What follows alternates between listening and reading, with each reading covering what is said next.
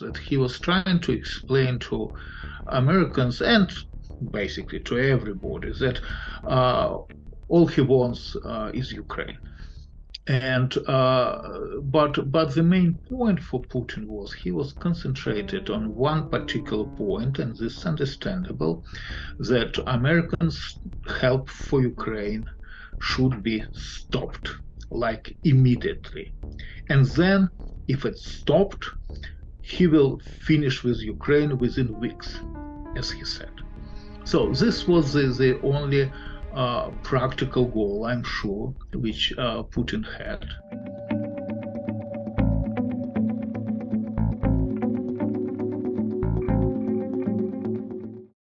Hi, everyone. You're listening and watching Rashkin Report. My name is Yuri Rashkin, and I'm excited to be discussing today, such a dreadful topic.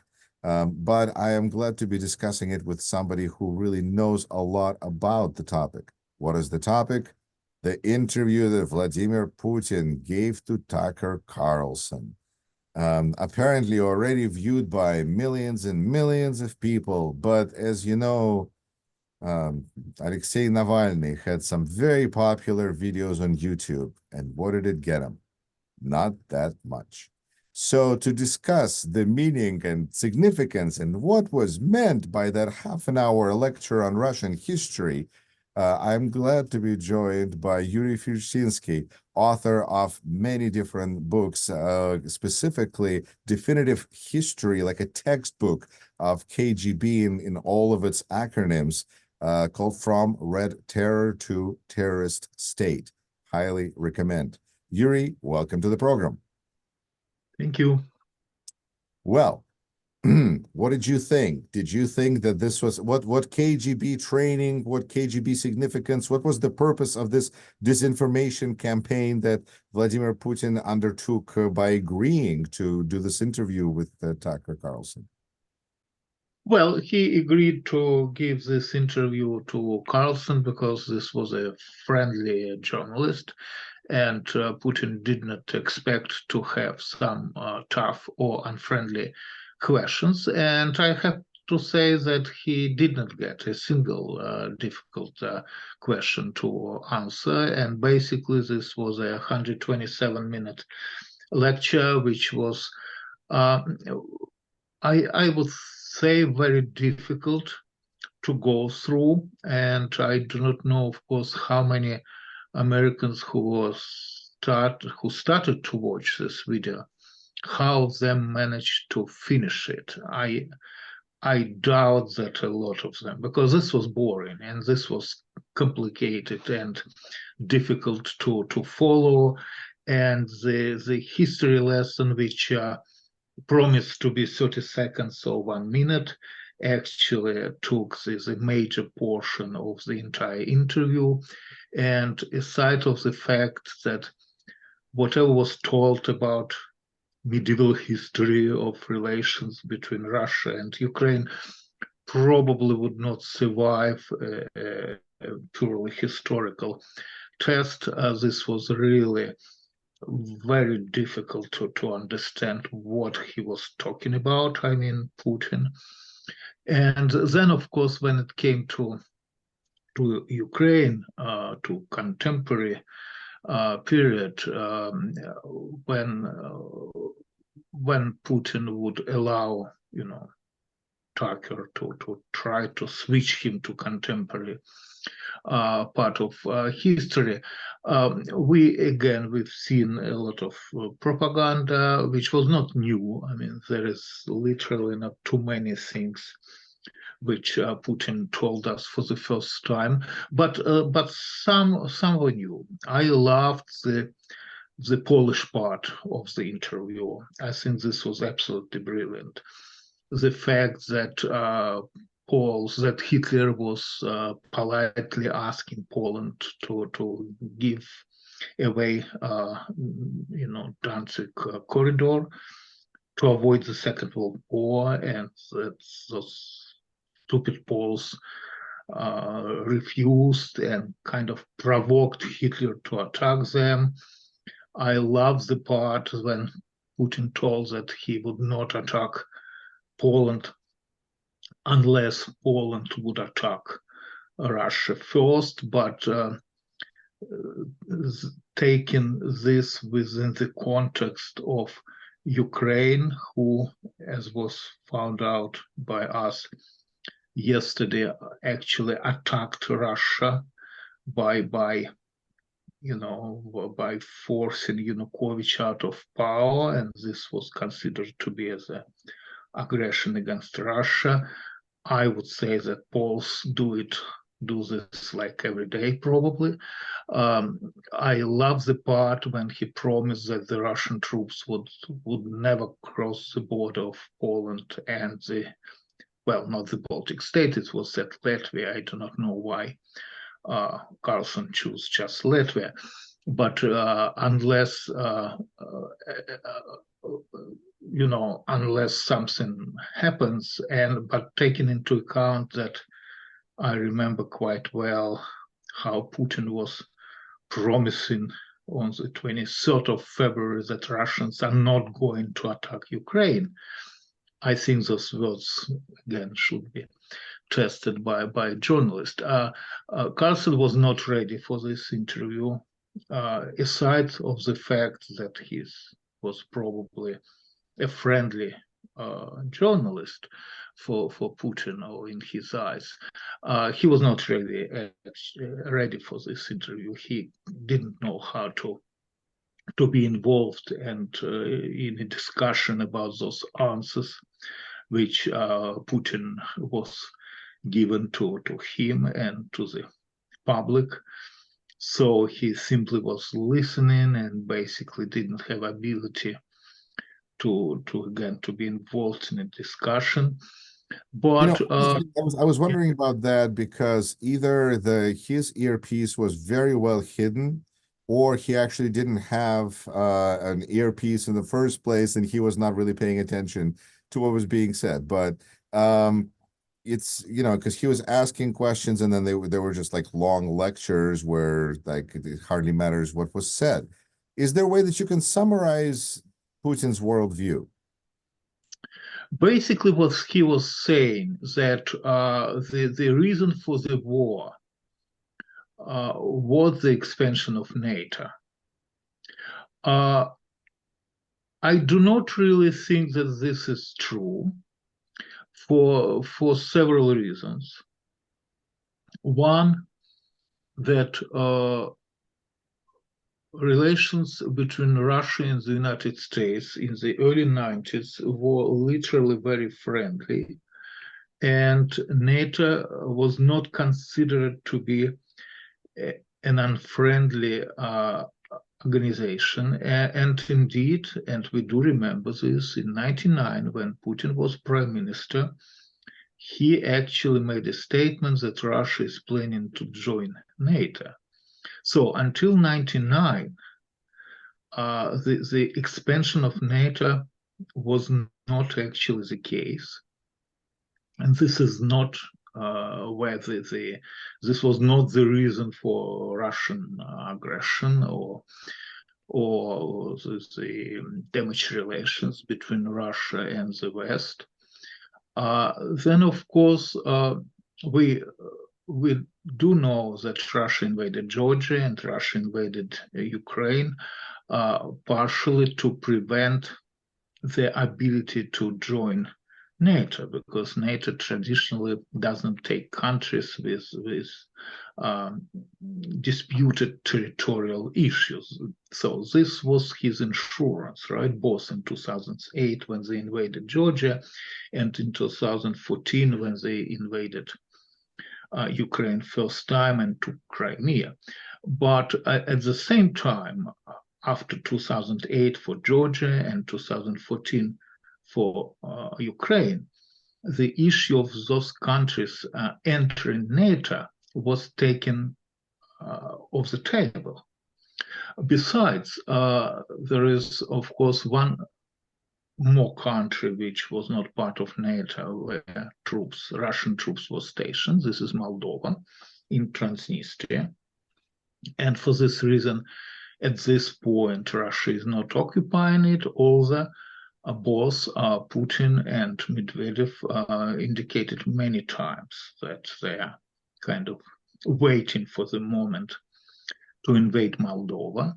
But there is another country which never planned to join NATO, which is under complete occupation of the Russian forces, and this is Belarus. My point is that whether a country was thinking or talking about NATO or was not talking, it happened to be under occupation, partial occupation or complete occupation, unless they managed to join NATO before, like the Baltic states, for example. And this is the main argument that the entire the aggression which we see coming from Russia has nothing to do with the expansion of NATO. It's just aggression by itself, and Russia is trying to take everything what it's able to take. And at this point, we know they were able to take part of Georgia and part of Ukraine, and for practical purposes, part of Moldova and the entire Belarus. So this is these are not small territories. This is not a single country. I mean, this is a big deal. This is a big deal for Europe. And then, of course, I think what we did not get from that interview, that Putin is ready to stop and Putin is ready for a compromise, because when Carlson asked him if Russia would accept, those territories which they already occupied and would agree kind of to negotiate the rest, we did not get an answer from Putin. It's not that he said that, yes, I mean, if Ukraine would agree to give us what we hold now, and then we will sign a peace agreement. No, that's not what was said. And again, what we know from text published by Medvedev in Telegram, his Telegram channel, Russia has actually big plans for the entire Ukraine, for Moldova, and for some other countries. And in addition to this, the nuclear issue, of course, is the main one. Although Putin was saying that, the Western governments are trying to frighten their population, and Russia would never use nuclear weapons, etc. Again, this is not what Putin was saying before. This is not what Medvedev is saying now. What they're saying, that they would use nuclear weapons if this or this or that or this would be done. And so the danger is real. The nuclear danger is real. The possibilities of further Russian aggression is real, and the only country which holds them so far is Ukraine. So when Putin is pressing in that interview, Carlson, to accept the fact that Ukraine is fighting because Americans are helping Ukraine, that's precisely because he wants America to stop to help Ukraine, and that's what was promised by Trump, of course. So he is really hoping and expecting Trump to win and stop American help to Ukraine. The problem for Putin is that he has to wait for another year for this, and 1 year is a lot of time. I found it rather interesting that while so many world leaders and media personalities were looking and discussing to see if there's an off-ramp for Putin to avoid getting into a bigger conflict, escalation, all of those terms. In the interview, it is Putin who is telling West that it needs to negotiate or basically drop Ukraine, and it is then up to the West to find those off-ramps to figure out how it is going to leave Ukraine. And that's how it should be, because, you know, strong people do what they should, and you in America are so far away. Why do you even care about Ukraine, little Ukraine over there? How did Angela Merkel said years ago that this man exists in his own reality. Is this any help to anybody, this interview this way? Did we get anything new out of this, or just for, you know, historical purposes? Well, the new part is, or what Putin hopes would be the new part, that he was trying to explain to Americans and basically to everybody that all he wants is Ukraine. This is not so. I mean, this is a lie. He's trying to confuse us. We know that the theory of the Russian world, for example, right, had nothing to do with Ukraine, or was much wider than Ukraine. It covered territories of all republics, former Soviet republics, where Russians are living, and this would include the Baltic states, for example, Moldova, of course, even Kazakhstan, although Kazakhstan is in Asia. And but the main point for Putin was he was concentrated on one particular point, and this is understandable, that Americans' help for Ukraine should be stopped, like immediately. And then, if it's stopped, he will finish with Ukraine within weeks, as he said. So this was the only practical goal, I'm sure, which Putin had. And I think he believes that he could, achieve this goal with the help, unfortunately, of Trump. And we see that basically American Congress, the Republican part of it, is under Trump's influence and is actually helping Putin to achieve this goal. I personally do not think that Putin would achieve it. I do not really think that the American help to Ukraine will stop.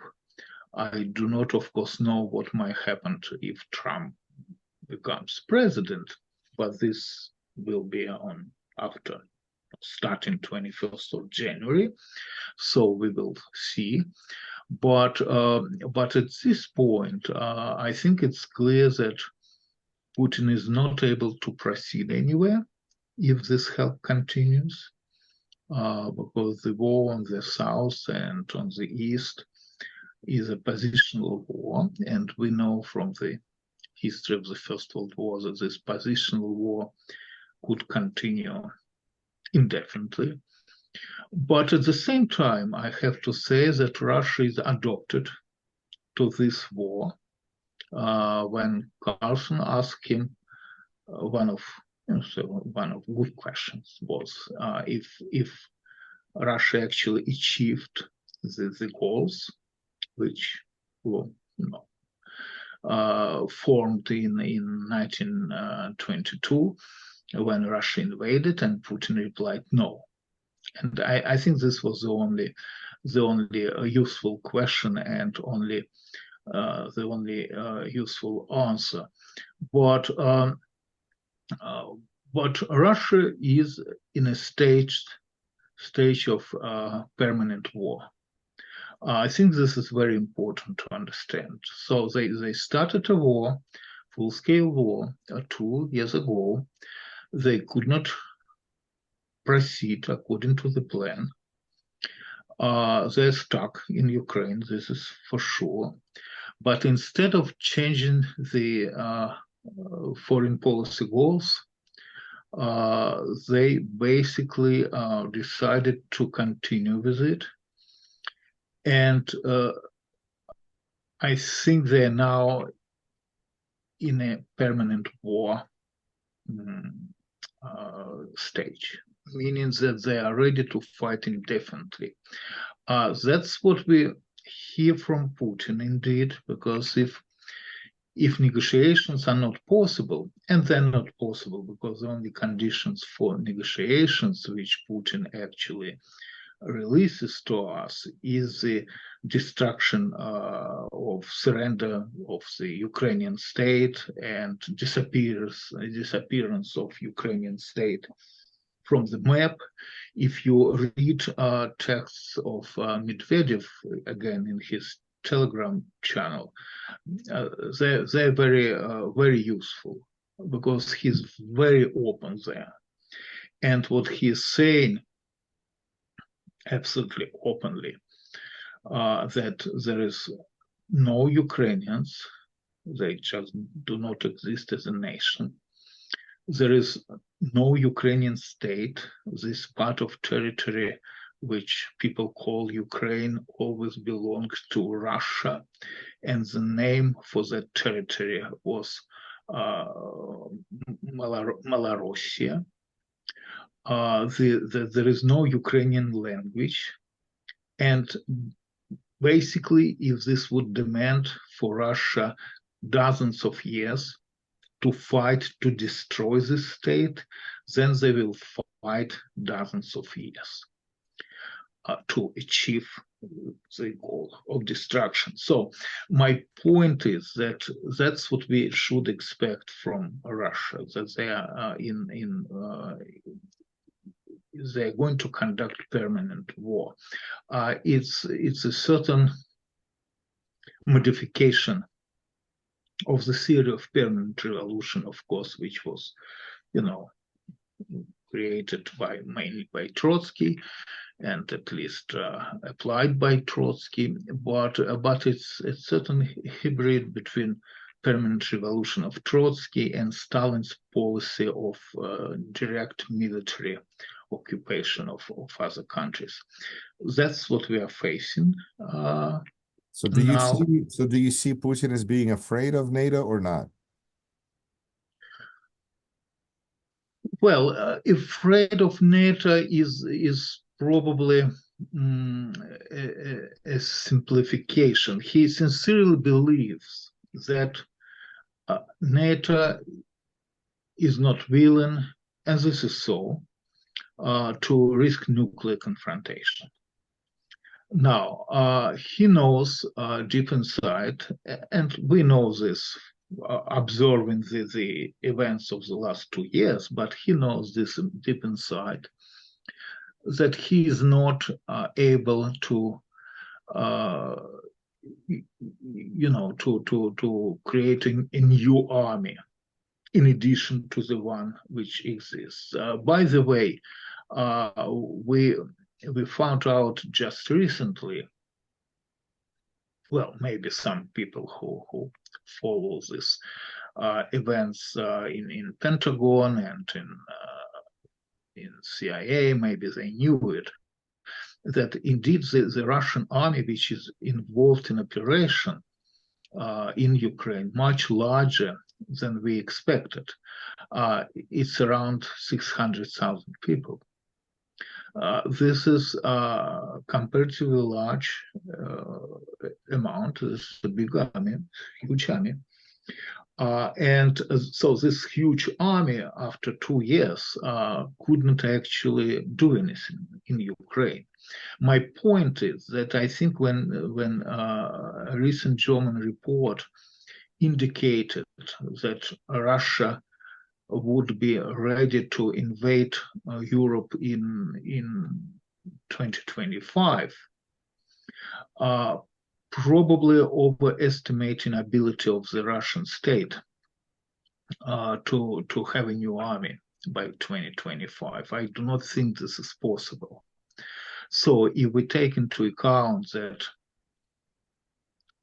if NATO exists as a structure, as military power, then I do not think Russia would have ability to invade Eastern Europe in 2025. If Trump comes to power and if he would manage to withdraw United States either from NATO or from European problems, then of course the balance of power in Europe will be seriously damaged. And then of course Russia might have an idea to invade Europe. Once again, this even if Trump is in the White House, even if the United States would withdraw itself from European affairs, Russia still would not have ground forces to invade Eastern Europe.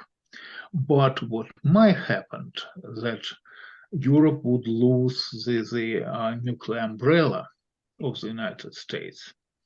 And this would seriously damage balance of nuclear power in Europe, because in Europe, nuclear weapons we have only in two countries, in Great Britain and France. And then tactical, so-called tactical nuclear weapons, which were moved to Belarus, might become a very serious factor. And that's what I'm afraid of, that in 24 we will have positional war in Ukraine, and I do not really expect anything happen there in one or another direction.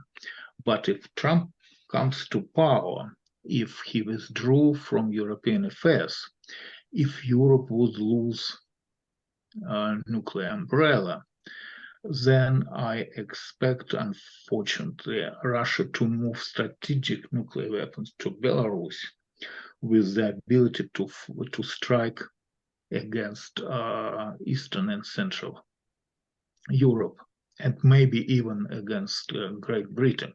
Now, this is actually all was kind of explained or predicted in an article by Sergei Karaganov, one of the most important Russian,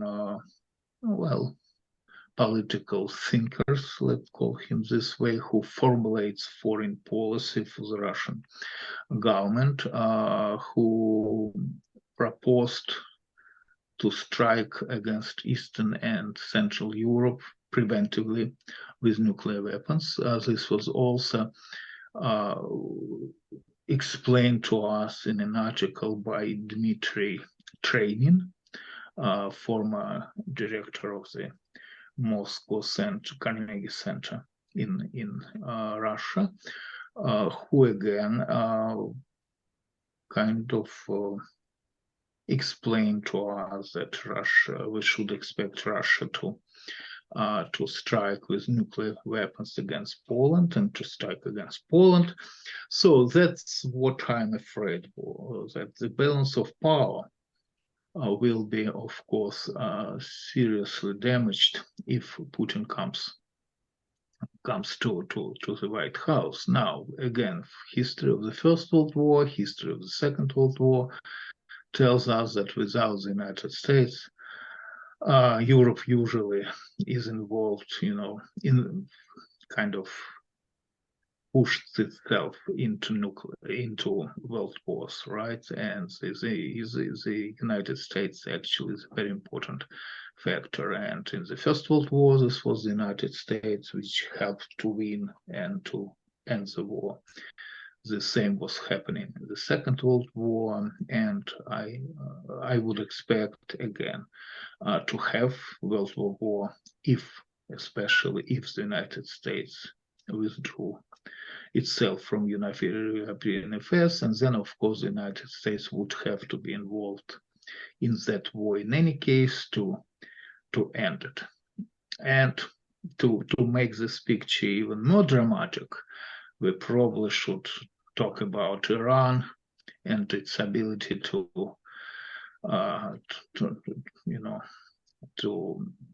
break the peace in the Middle East and to blow up stability of the Middle East. So that's in addition to European problems which we might have in 25. The Middle East front, I expect to happen in 24.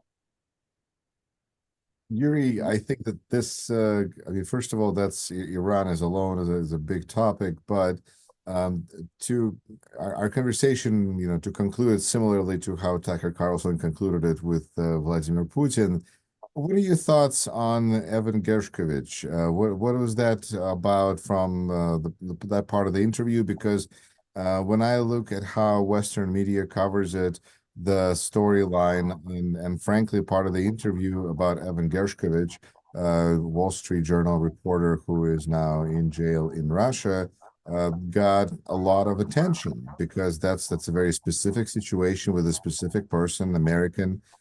Interestingly, Paul Whelan was not mentioned, but at least Evan Gershkovich was. And some observers thought that Putin was unnerved and not happy about this conversation, didn't want to argue with anybody. He's not used to arguing with anybody in a long time. You know, others wrote that perhaps there's going to be now some talk about releasing Evan Gershkovich. There could be some negotiations or something. But I mean, you know, saying there's going to be negotiation doesn't mean that there's going to be negotiations. How did you take that whole exchange about Evan Gershkovich?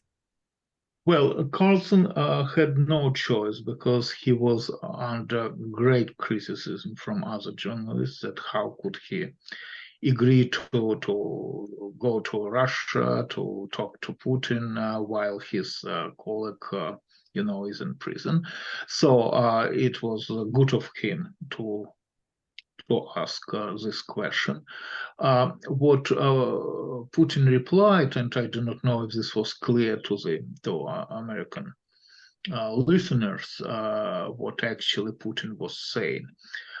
Some time ago in Berlin, Russian operatives from GRU killed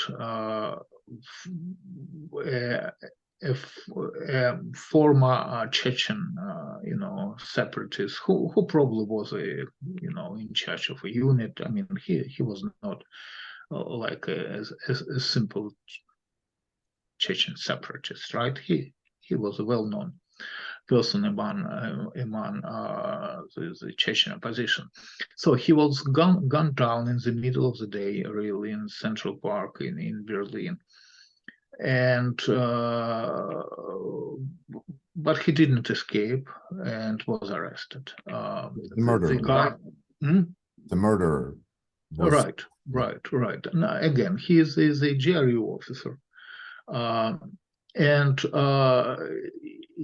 he's, if I'm correct, he's sentenced in Germany to life sentence, or what if they have it in Germany, I think they do, without possibility of parole, something like this. And it was specifically said by a judge, because everybody would expect Russia to try to release him one way or another, that he could not be released, that he could not be a part of any exchange. So after this, of course, Russians arrested American journalists, and now they are trying and were trying to exchange him for the guy arrested for murder in Berlin. That's why Putin indicated that he could release American journalists like tomorrow if the exchange would take place. Of course, they would exchange him like tomorrow if the exchange would take place. But the problem is that the Russian operative killed a person in Germany and is sentenced for this crime to, you know, to spend some time. So you think that this was an attempt to negotiate a trade for the killer in Germany? Well, I know that Americans are pressing, of course, Germans to consider the exchange, but and again, I do not know how Germans would deal with it, taking into account that there is a judge order not to consider any possible exchanges for that particular person.